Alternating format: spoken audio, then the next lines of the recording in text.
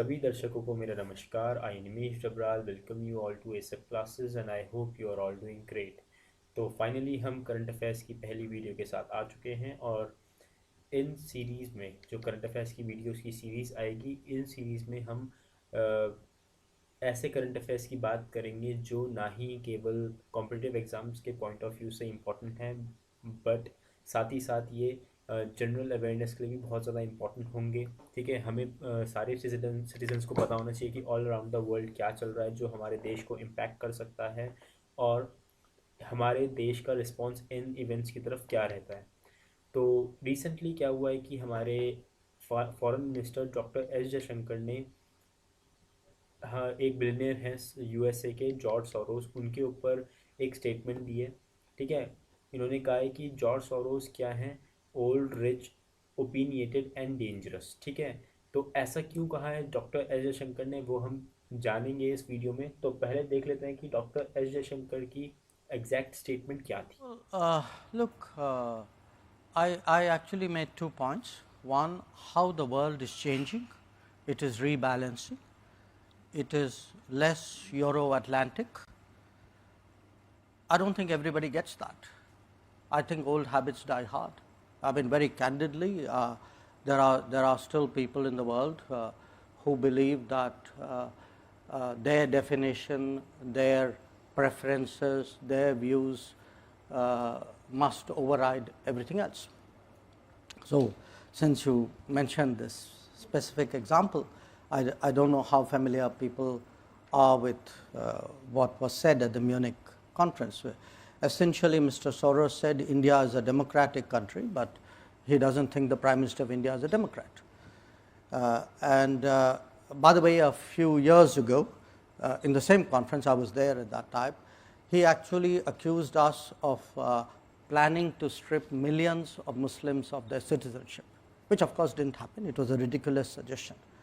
But you have to understand what this actually means. I could take a view that the individual in question, Mr. Soros, is a old, rich, opinionated person sitting in New York who still thinks that his views should determine how the entire world works. Now, if I could only stop at old, rich and opinionated, I would put it away. But he is old, rich, opinionated and dangerous, because what happens is when such people and such views and such organizations, they actually invest resources in shaping narratives. I spoke about globalization. Now, what globalization does is it actually creates lot of the seamlessness of globalization, which creates all the opportunities, also allows narratives to be shaped, money to come in, foundations to go about their agenda. Now, in this particular case, I mean, it is very clear that he has very strong political preferences. He actually thinks that, I mean, doesn't matter that this is a country of 1.4 billion people, we are almost there, whose voters decide how the country should run. He actually thinks, well, if, and again, I cite him as an extreme example, okay? But there are other, manifestations of this in different countries, where people like him think an election is good if the person we want to see wins.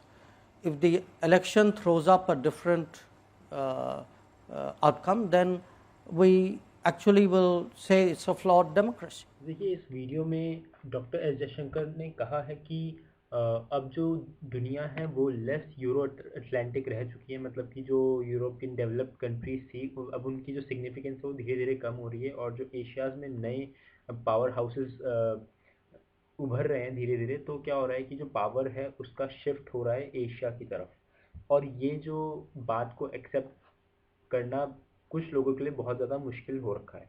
ठीक है, तो ये बात बोलने के बाद वो जाते हैं, उसके बाद वो एग्जाम्पल लेते हैं जॉर्ज सोरोस का कि अभी रिसेंटली क्या हुआ है कि म्यूनिक म्यूनिक कॉन्फ्रेंस हुई थी। ठीक है, उसमें जॉर्ज सोरोस ने कुछ ऐसे स्टेटमेंट्स दिए थे प्राइम मिनिस्टर नरेंद्र मोदी के अगेंस्ट और इंडिया एज अ कंट्री के अगेंस्ट। उसके ऊपर उन्होंने जॉर्ज सोरोस ने कहा है कि he is old rich opinionated and dangerous, क्योंकि मैं अभी आपको आगे पहले तो उसकी वीडियो जो उन्होंने मतलब वहाँ पे स्पीच दी थी जॉर्ज सोरोस ने, उसकी वीडियो दिखाऊंगा और उसके बाद मैं आपको उसके बारे में फर्दर बताऊंगा। तो सबसे पहले तो मैं आपको वीडियो दिखाने से पहले बता देना चाहता हूँ कि जॉर्ज सोरोस है कौन। तो जॉर्ज सोरोस है एक हंगेरियन अमेरिकन बिजनेसमैन है, साथ में क्या है फिलेंथ्रोपिस्ट भी है। मतलब कि ये फिलेंथ्रोपिस्ट की अगर आप डेफिनेशन देखेंगे तो फिलेंथ्रोपिस्ट का मतलब होता है कि जो अमीर व्यक्ति गरीबों की हेल्प करता हो, स्पेशली थ्रू गिविंग मनी। ठीक है। तो साथ ही साथ इनकी एक फाउंडेशन भी है जिसका नाम है ओपन सोसाइटी फाउंडेशन, और ये क्या करती है, ये वाइब्रेंट डेमोक्रेसीज को प्रमोट करती है ऑल अराउंड द वर्ल्ड। अब मुझे नहीं पता कि इनके यहाँ कौन डिसाइड करता है कि कौन सी कंट्री डेमोक्रेटिक है और कौन सी कंट्री नहीं। ठीक है।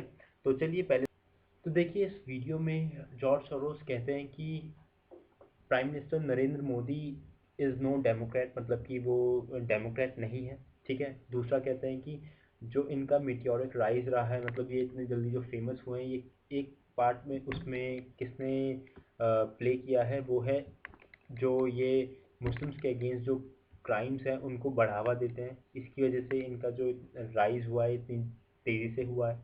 उसके बाद ये बोलने आगे चलते हैं कि बोलते हैं कि इंडिया क्या करता है, वेस्टर्न कंट्रीज़ के साथ इंगेज करता है, ऑस्ट्रेलिया और जापान भी उसमें इंक्लूडेड है। ठीक है। इनके साथ भी इंगेज करता है, बट साथ ही साथ क्या करता है, रशिया से चीप डिस्काउंट में क्रूड ऑयल परचेज करता है और उससे काफ़ी ज़्यादा प्रॉफिट कमाता है।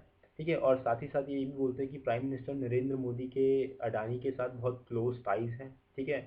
और लास्ट में ये भी बोलते हैं कि जो अडानी क्राइसिस अभी हुआ था उसकी वजह से इंडिया में एक डेमोक्रेटिक रिवाइवल होगा। ठीक है। तो आई डोंट नो कि ये किस डेमोक्रेटिक रिवाइवल की बात कर रहे हैं, क्योंकि India has been a democracy since its birth, मतलब हमें 75 ईयर्स हो चुके हैं, मतलब एज अ कंट्री। उससे भारत तो वैसे बहुत पहले से था, बट 75 ईयर्स हमने एज अ कंट्री कंप्लीट किए हैं।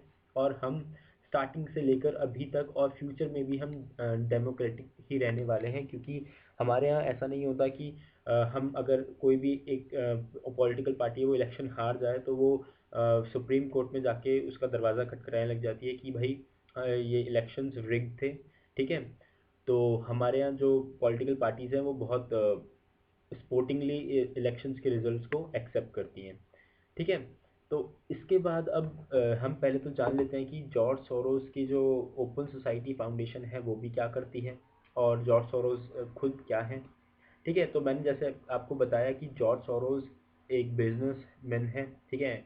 ये पहले हंगरी में थे, उसके बाद ये शिफ्ट होके यूएसए में चले गए। वहाँ पे इन्होंने क्या किया है, जो अपना मेजर ऑफ द वेल्थ है वहीं पे इन्होंने कमाया थ्रू शॉर्ट सेलिंग।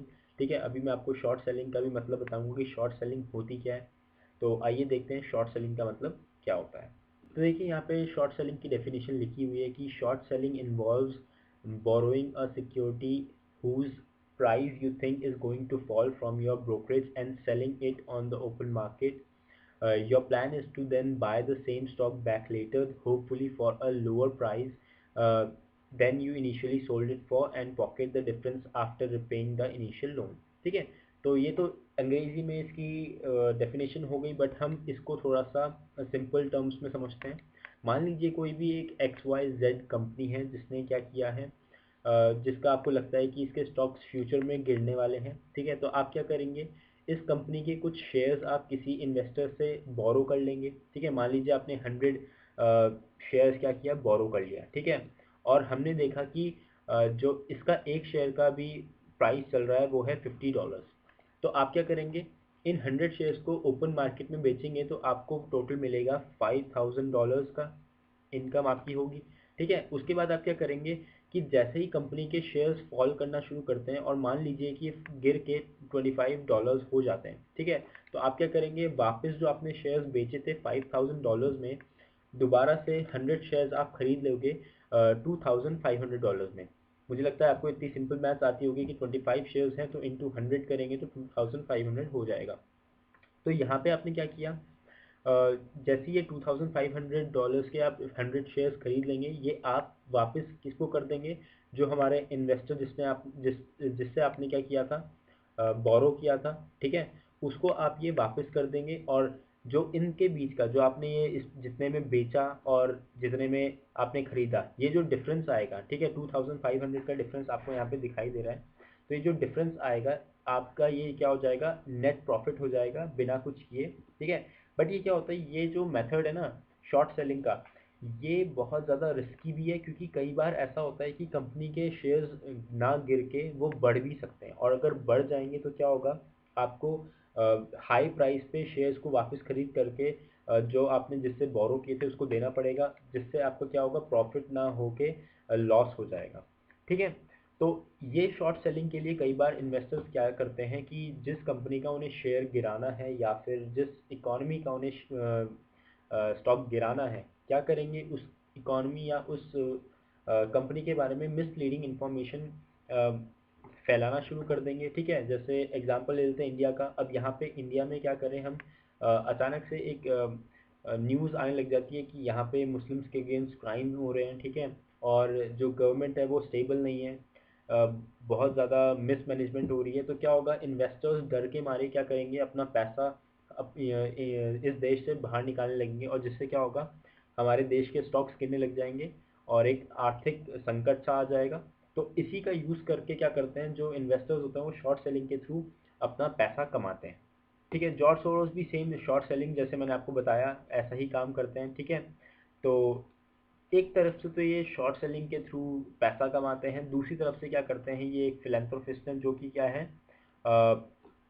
गरीबों को सपोर्ट करते हैं थ्रू पैसा देके।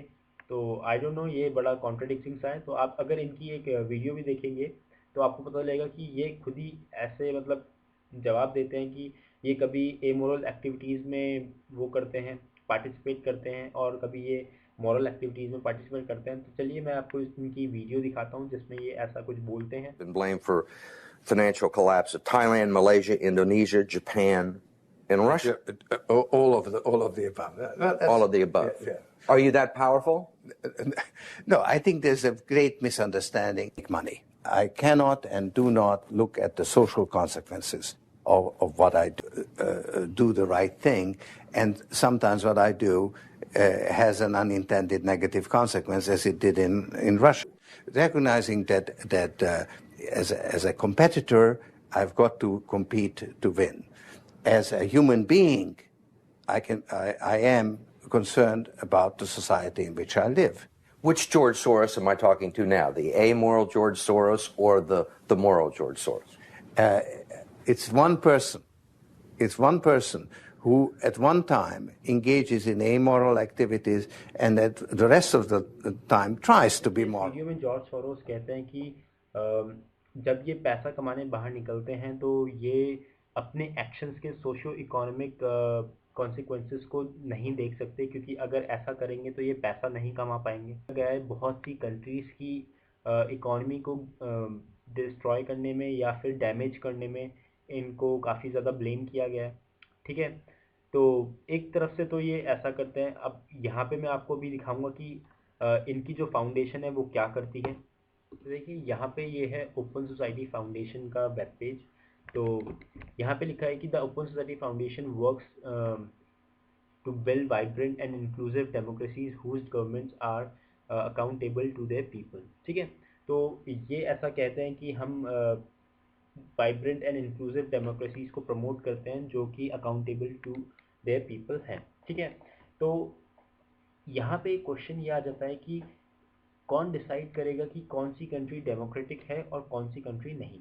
तो इसी वजह से डॉक्टर एस जयशंकर जो हमारे फॉरेन मिनिस्टर हैं, उन्होंने इनको ओपिनियटेड बोला है, क्योंकि ये इनके कुछ अपने सेट ऑफ आइडियाज़ और सेट ऑफ ओपिनियंस हैं जिनके ऊपर ये काम करते हैं, और ये दूसरों के सेट ऑफ आइडियाज़ और ओपिनियंस को क्या करते हैं, निगलेक्ट करते हैं, ठीक है। और साथ ही साथ जो हमारे फॉरेन मिनिस्टर हैं, उन्होंने इन जॉर्ज सोरोस को डेंजरस भी इसलिए कहा है क्योंकि ऐसे लोग जिनके पास बिलियंस ऑफ डॉलर्स हैं, ये क्या करें, अगर इन्वेस्ट करना शुरू कर दें इन पैसों को मीडिया एजेंडाज को शेप करने में, तो क्या होगा कि ये बहुत आराम से लोगों के ओपिनियंस को शेप कर पाएंगे, ठीक है।